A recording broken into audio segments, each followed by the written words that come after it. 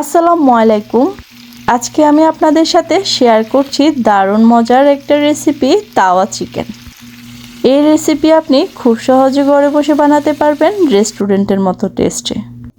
খুব অল্প উপকরণ আর সরিষার তেলের ফ্লেভারে এই চিকেন একদম অন্যরকম লাগবে।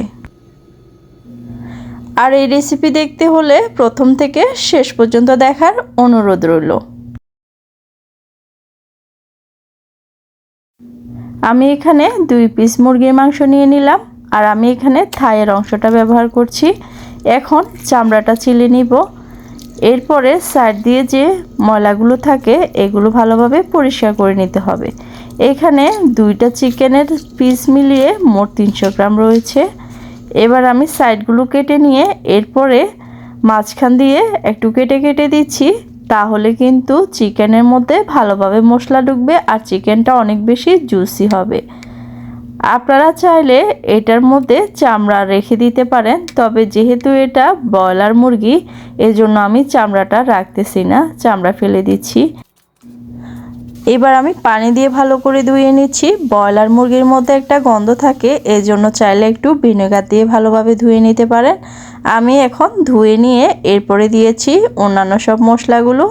দিয়ে দিচ্ছি আদা চা চামচ রসুন বাটা, আদা চা চামচ আদা বাটা, মরিচের গুঁড়া, আদা চা চামচ ধনিয়া গুঁড়া এবং আদা চা চামচ জিরা গুঁড়া, আর আধা চা চামচ গরম মশলা, পরিমাণ মতো লবণ, আর ম্যারিনেশনের জন্য অবশ্যই দিতে হবে 1 চা চামচ সরিষার তেল। এটা কোনোভাবে স্কিপ করা যাবে না, এটা দিলে এই চিকেনটার ফ্লেভারটা অনেক গুণ বেড়ে যাবে। হাত দিয়ে ভালোভাবে মেখে নিচ্ছি যাতে চিকেনের মধ্যে ভালোভাবে মশলাটা মেখে যায়। এবার একটা তাওয়া বসিয়ে দিচ্ছি। তাওয়াটা একটু গরম হয়ে আসলে এটার মধ্যে সামান্য পরিমাণ সরিষার তেল দিয়ে দিতে হবে। এখানে আমি 2 চা চামচ সরিষার তেল দিয়ে দিয়েছি। ব্রাশ দিয়ে এইভাবে চারপাশে ছড়িয়ে দিতে হবে। এবার দিয়ে দিচ্ছি ম্যারিনেট করা চিকেনগুলো। এগুলো আমি ম্যারিনেট করে কিন্তু 15 মিনিট রেখে দিয়েছিলাম। এরপরে চিকেনগুলো দিয়ে এবার ঢাকনা দিয়ে ঢেকে রাখতে হবে চিকেনটা পুরোপুরি সিদ্ধ হওয়া পর্যন্ত।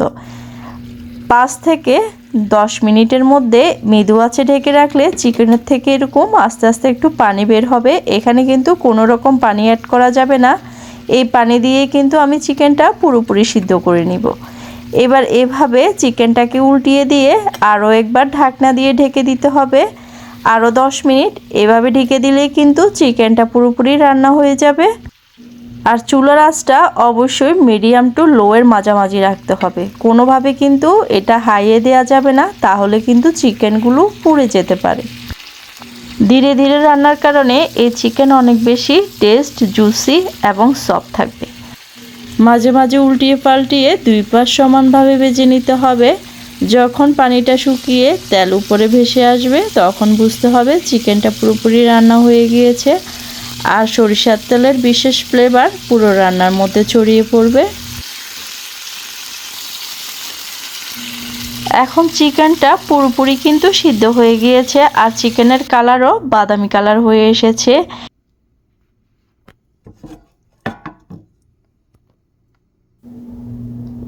এবার চিকেনটা আমি একটা প্লেটে উঠিয়ে নিচ্ছি। ব্যাস, এবার তৈরি হয়ে গেল অসাধারণ টেস্টি তাওয়া চিকেন। চাইলে এটা আপনারা ভাত, রুটি বা নানের সাথেও পরিবেশন করতে পারেন। আর সস দিয়ে খেতেও কিন্তু অনেক বেশি মজা লাগে। আর ভিডিওটা যদি ভালো লেগে থাকে অবশ্যই লাইক, কমেন্ট বেশি বেশি করে শেয়ার করে দিবেন। সাবস্ক্রাইব এবং ফলো করতে ভুলবেন না। আর চাইলে এই রেসিপি বানিয়ে আপনারা আপনাদের প্রিয়জনকে খাওয়াতে পারেন, তাহলে তারাও কিন্তু আপনার খুব প্রশংসা করবে। দেখা হচ্ছে নতুন কোনো রেসিপিতে। ততদিন পর্যন্ত সবাই ভালো থাকবেন, সুস্থ থাকবেন, নিরাপদে থাকবেন। আল্লাহ হাফেজ।